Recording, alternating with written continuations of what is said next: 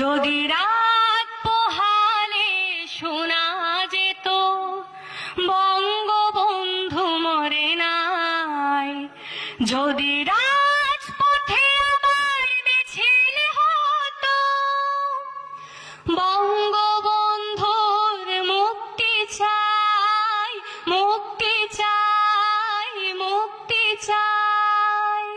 অসতের ছাই যেন রাখালের বাঁশুরি হয়ে গেছে একেবারে স্তব্ধ, চারিদিকে শুনি আজ নিদারুণ হাহাকার।